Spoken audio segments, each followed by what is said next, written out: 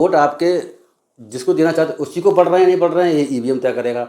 और ईवीएम में अगर घोटाला कर दिया उन्होंने, मतलब ईवीएम में गड़बड़ कर दिया कोई, मान लीजिए आप, है ना, तो इस स्थिति में क्या होगा, ईवीएम को चेक किया जाए, रिकाउंटिंग किया जाए, और चेक किया तो अब ईवीएम आग लग गई। क्योंकि इलेक्शन वोटिंग मशीन में आग लगना छोटी मोटी घटना नहीं है, और इसके प्रिजर्वेशन करना, देख रेख करना सारा किसका काम आता है, वो आता है इलेक्शन कमीशन का। आग लगी है, इसमें साजिश हुई, साजिश किसने की होगी, साजिश का लाभ कौन किसको होगा, बेनिफिशियरी कौन होगा, इसका फायदा किसे पहुंचने वाला है, सिवाय इलेक्शन कमीशन के अलावा किसी को पहुंचने वाला है। देखो, सबसे इंपॉर्टेंट बात समझने की इतनी सी है कि जो पश्चिम बंगाल का इलेक्शन जो हुआ है, पहले आप लोग सब जानते हैं, पूरा देश जानता है कि किस तरीके से वहाँ पर वोट चोरी करी गई, किस तरीके से वहाँ पर एसआईआर के माध्यम से वोटों को काटा गया। और एसआईआर के माध्यम से न केवल वोटों को काटा गया 27 लाख वोटों को, उसके अलावा 60-65 लाख वोट और भी थे जो कि इधर शिफ्ट कर गए या मर गए, उसके आड़ में काटे गए हैं। तो उस पर विवाद पहले से था, फ्री एंड फेयर इलेक्शन नहीं हुआ है, सुप्रीम कोर्ट की भूमिका भी पहले से डाउटफुल थी। अब ये जो घटना हुई है, ये उस डाउट को, शंका को और मजबूत करती है विपक्षी पार्टियों के फेवर में कि वहाँ कुछ ना कुछ गड़बड़ चल रही है। अगर बाद में कोर्ट इस बात की इजाज़त देता भी है कि भाई ईवीएम को लेकर के आइए, हम चेक करेंगे किसी भी कॉन्स्टिट्यूंसी की या ज़्यादा कॉन्स्टिट्यूंसी की, तो उस स्थिति में ईवीएम कहाँ से आएंगे। 15 करीब सीटों की या 10 सीटों की, 10 से 15 सीटों की मैं अभी रिपोर्ट आ रही है कि मुझे ईवीएम जरिए 4000 वो 10 से 15 सीटों पर इस्तेमाल हुई थी। कहीं 15 सीट का जिक्र है, 10 सीटों का जिक्र आ रहा है। अब 15 सीट का अगर मान भी लें तो 15 सीटों के बारे में तो अब जान ही नहीं पाएंगे कोई भी देश कि इसमें आखिर ईवीएम में घोटाला हुआ है या नहीं हुआ है। तो जैसे मैंने कहा कि पक्ष और विपक्ष दोनों इस बात को कह रहे हैं कि साजिश से इनकार नहीं किया जा सकता। तो अब देखना ये है कि इसमें क्या होता है। मैं एक बात और बताता चलूँ इस मामले में कि जो विपक्षी पार्टियां हैं उन्होंने कहा है कि सुप्रीम कोर्ट की देख रेख में इसमें इन्वेस्टिगेशन जांच होनी चाहिए। पर ये पूछा उनसे लोगों से कि सुप्रीम कोर्ट की देख रेख में तो एसआईआर चल रही थी सुप्रीम कोर्ट की देख रेख में ही एसआईआर हुई है, वोट कट गए। और वहाँ के जजेस जब ये कह सकते हैं, जो हमारा बागची 27 लाख वोट कट गए तो क्या हो गया, इस बार नहीं अगली बार दे लेना, क्या फ़र्क पड़ता है। जब वहाँ ऐसी न्यायपालिका के जजेस बैठे हुए हैं तो उन लोगों से उम्मीद कर रहे हैं, अभी भी क्या एक्सपेक्ट कर रहे हैं कि इसकी जाँच वो करें। वो जांच तो क्या होती है, वो एग्जीक्यूटिव फंक्शन होता है, not a legislative, not a judiciary function. तो जब रिट फाइल कर दी, सुप्रीम कोर्ट में केस चल रहा है, चीफ जस्टिस इंडिया की बेंच इस मामले को एसआईआर को देख रही थी। उन्होंने अपने देख रेख में प्रोसेस पूरी कंप्लीट ना हुए इलेक्शन हो जाने दिए, ना इलेक्शन को टलवाया, ना उनको जो वोटर जो नाम कटे ना उनको टेम्परेरी पे जुड़वाया, या टेम्परेरी लेवल पर उनको ना वोट देने की परमिशन ग्रांट करी। तो ऐसी न्यायपालिका से कांग्रेस पार्टी उम्मीद कर रही है। मुझे लगता है, देखो बाकी भारतीय जनता पार्टी की सरकार है, राज्य में भी वह डबल इंजन काम कर रहा है वो ना, और केंद्र में भी। इधर इलेक्शन कमीशन पूरी तरह से भारतीय जनता पार्टी सारे काम कर रहा है, उसमें कोई बातें नहीं है, ऐसे ही और जो चीज़ चल रही है। इसके अलावा तीसरी बात, न्यायपालिका की जजमेंट आप देख चुके हैं। तो ऐसी स्थिति में ना तो न्यायपालिका उनकी कोई हेल्प कर पाएगी, ना इलेक्शन कमीशन ने तो कुछ गड़बड़ करा रखी होगी। ये अगर आग लगी है, इसमें साजिश हुई, साजिश किसने की होगी, साजिश का लाभ कौन किसको होगा, बेनिफिशियरी कौन होगा, इसका फायदा किसे पहुँचने वाला है, सिवाय इलेक्शन कमीशन के अलावा किसी को पहुँचने वाला है। यानी कि इलेक्शन कमीशन और बीजेपी, तृणमूल कांग्रेस को क्या फायदा पहुंचने वाला है, कोई फायदा पहुंचने वाला, वो तो हारी हुई है, वो तो 80 सीटों में जाकर सिमट गई। तो ऐसी स्थिति में अगर गड़बड़ कर रखी साजिश किसी की अगर है, तो इलेक्शन कमीशन की खुद की साजिश हो सकती है या भारतीय जनता पार्टी सरकार की साजिश हो सकती है, और किसी की साजिश का सवाल ही नहीं उठता। पूरे विपक्ष के लोग कह रहे हैं, तमाम नेता, बड़े बड़े मंत्री भी कह रहे हैं तमाम सरकारों के, कि ये एक साजिश है और ये छुपाई हुई, मतलब कोई कमियां छुपाई जा रही हैं जो घोटाला किया है बीजेपी सरकार ने। तो इसमें तो कोई शक ही नहीं है। तो जैसे मैंने बताया कि आखिर इसमें क्यों जली, अगर किसी ने जलवाई है साजिश के तहत, तो क्यों जलवाई गई है। सिंपल सी बात है कि भारतीय जनता पार्टी के जो लोग हैं और जो इलेक्शन कमीशन है, उन्होंने मिल करके जो वहाँ पर गड़बड़ी ईवीएम में कर रखी है। तो आपको पता होगा कि कई तरह से गड़बड़ी हुआ करती हैं। ऐसा भी होता है, तो मुझे याद आ रहा है कि जब काउंटिंग चल रही थी, उसमें ममता बनर्जी ने कहा था कि मुझे काउंटिंग से और हमारे जो जहाँ हमारे वो लोग हैं उनको बाहर निकाल दिया गया है, और एंड से पहले, काउंटिंग खत्म होने से पहले ही, और वहाँ गड़बड़ की आशंका, गड़बड़ की जा रही। तो ये भी एक एंगल है। सीसीटीवी फुटेज को प्रिजर्व करने की बात भी करी गई थी, इलेक्शन वोटिंग मशीन के प्रिजर्व करने की बात भी करी गई थी, ये तो जल गई। सीसीटीवी फुटेज भी इलेक्शन कमीशन कभी नहीं जारी करेगा, कभी देगा ही नहीं, वो कह देगा वो भी डिलीट हो गए, कुछ हो गया। तो देखो, ये तो पहले से उम्मीद थी। अब स्थिति ऐसी हो गई है कि अब इनको कोई भी देश का, मुझे लगता हमारे देश के नागरिक या सिटीजन ये जान पाएंगे कि आके वहाँ पर गड़बड़ी हुई है तो गड़बड़ी कैसे हुई है। क्योंकि इलेक्शन वोटिंग मशीन में आग लगना छोटी मोटी घटना नहीं है, और इसके प्रिजर्वेशन करना, देख रेख करना सारा किसका काम आता है? वो आता है इलेक्शन कमीशन का। और इलेक्शन कमीशन पर तो लंबे समय से आरोप लग ही रहे हैं। तो इलेक्शन कमीशन और सिंपल सी मतलब है भारतीय जनता पार्टी की सरकार जो वहाँ पर है, उन दोनों की साठगांठ से अगर साठगांठ से इसमें कुछ हुआ होगा, अगर कोई साजिश हुई है तो इसमें तो कोई बात ही नहीं है, ये लोग सभी समझ रहे हैं। सर पेपर लीक, नीट का पेपर जब लीक होता है उसके बाद शिक्षा मंत्रालय में आग लगता है। पश्चिम बंगाल का चुनाव होता है, उसके बाद बीजेपी जीतने के बाद भी ईवीएम जल जाती हैं। तो क्या लग रहा है सर, इस देश में सबूतों को मिटाया जा रहा है? देखिए ये पुरानी एक स्टाइल है, ये ऐसा मैं पहली बार नहीं देख रहा हूँ, पहले भी ऐसे होते रहे हैं। मैं ईवीएम की बात नहीं कर रहा, बाकी जहाँ पर कोई अगर गलत काम करता है, सरकारी एजेंसी खास तौर से, प्राइवेट एजेंसी कोई भी है, तो सबसे पहले करती क्या है? सबूतों को डिस्ट्रॉय करती है। कोई भी केस हो किसी तरीके का, चाहे ईवीएम के घोटाला है इसमें, चाहे इलेक्शन कमीशन की बात है, चाहे आपने नीट के घोटाले की बात करी, तो सबूत जहाँ पर हैं उनको अगर किसी तरीके से, वैसे कोर्ट ऑर्डर नहीं करेगा, आप लगता नहीं है कोर्ट ऑर्डर करेगा भाई कि ईवीएम को लेकर के आइए, मैं चेक करूँगा, मेरे सामने ऐसा कुछ होगा, ऐसा मुझे नज़र नहीं आता ऐसा कुछ होने वाला है। इसी तरीके से जो आप नीट घोटाले की बात कर रहे हैं, तो जो सबूत हैं उन्हें डिस्ट्रॉय कर दिया जाए तो क्या होगा? कोई जान ही नहीं पाएगा उसमें हुआ क्या है। तो अपनी जो घोटाला कर रखा है और जो इसमें सबूत हमारे छिपे हुए सबूतों को डिस्ट्रॉय करने के लिए ही ये काम किए जाते हैं, ये पहले से चला आ रहा है।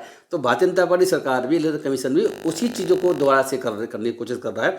मैं आपको एक बात बता दूं कि जैसे मैंने कहा ना कि भाई इलेक्शन कमीशन या सुप्रीम कोर्ट कोई ऑर्डर नहीं करेगा कि आप ईवीएम लेकर के आइए या नीट की जो कॉपी हमें दिखाइए, मैं देखता हूँ कि क्या क्या क्या नहीं की, तो कैसा करेंगे तो भारतीय जनता पार्टी का जो घोटाला है वो एक्सपोज हो जाएगा।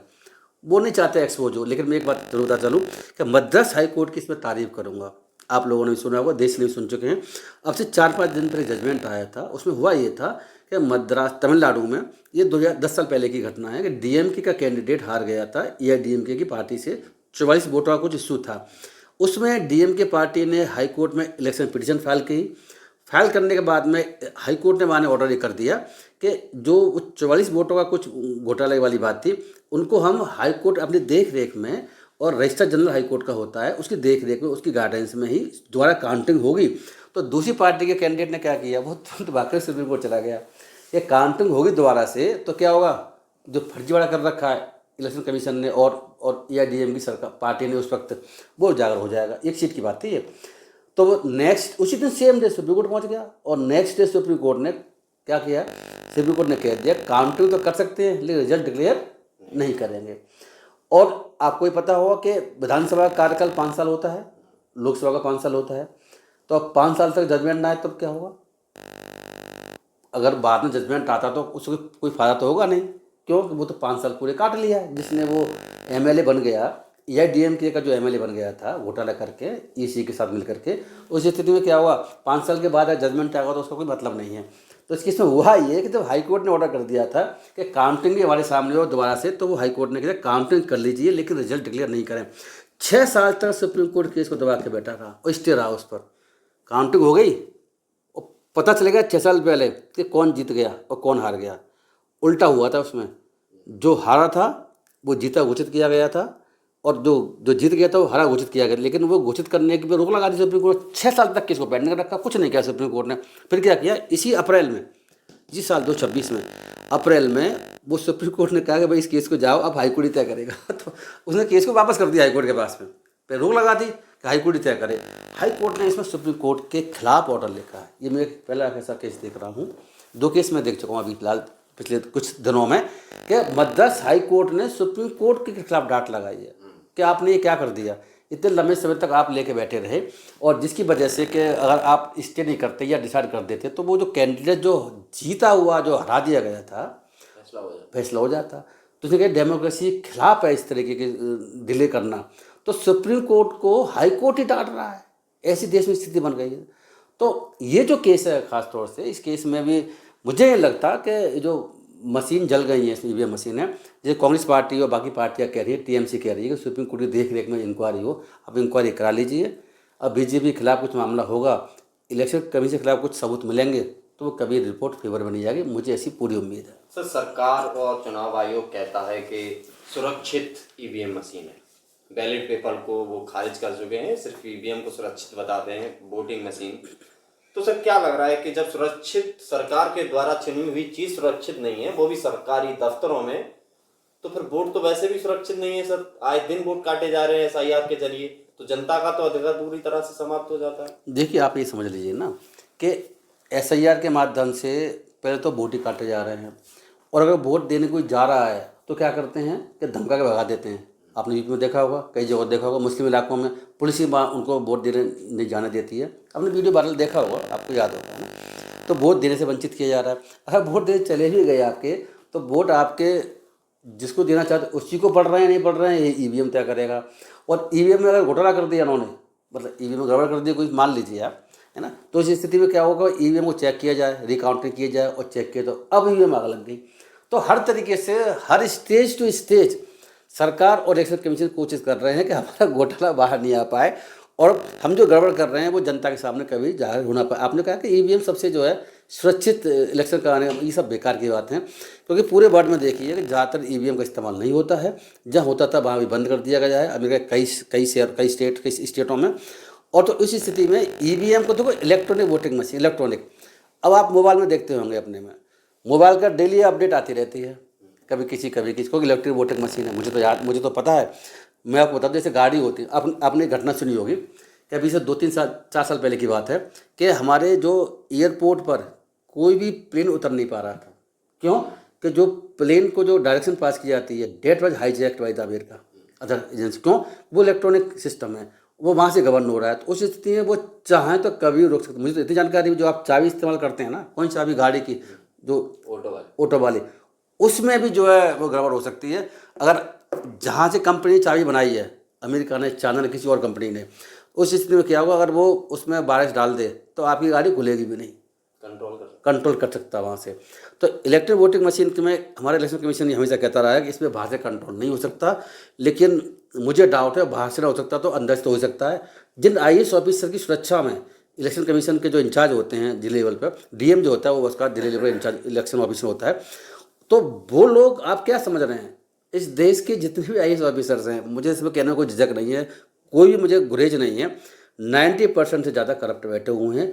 वो सरकार जैसा चाहती है वैसा करते हैं। हर स्टेट की बात है, ये बीच में शासित राज्यों की बात नहीं कर रहा, मैं पूरे देश के शासित राज्यों की बात कर रहा हूँ। ऐसी स्थिति में जिन पर भार है इलेक्ट्रिक वोटिंग मशीन में कोई छेड़छाड़ ना हो, कब? जब वो इलेक्शन होने के बाद में, इलेक्शन काउंटिंग होने के बीच में रखी जाती हैं, वहाँ घोटाले की संभावना रहती है। उसके बाद में क्या होता है कि जब रिजल्ट डिक्लेयर होना होता है, तो वहाँ भी कुछ वोटों को इधर से उधर करने की उनकी जो है क्षमता होती है। वो ज़बरदस्ती मनगढ़ंत कर तरीके से, नहीं ये वोट तो कैंसिल है, ये वोट तो ऐसे करके वो कभी कुछ कर सकते हैं। आपने चंडीगढ़ में इलेक्शन देखा होगा, वो EVM से नहीं हुआ था चंडीगढ़ में, लेकिन वो वैसे बोले, उसके बावजूद भी इलेक्ट्रिक वोटिंग मशीन में भी गड़बड़ होती है। ऐसे कई सारे केसेस देश में चल रहे हैं। तो हर स्टेज पर, स्टेज टू स्टेज घोटाला चल रहा है। इलेक्शन वोटिंग मशीन अपने आप सुरक्षित है, ये बिल्कुल गलत बात है, ऐसा बिल्कुल भी नहीं है। बिल्कुल टेम्परिंग इसमें की जा सकती है, नहीं की जा सकती है, जलाई तो जा सकती हैं, या जिस वक्त वो प्रिजर्व करके रखी गई हैं वोटिंग मशीन, वोट करने के बाद में काउंटिंग से पहले, उससे उनको बदला भी जा सकता है। ऐसे आरोप लग भी रहे हैं।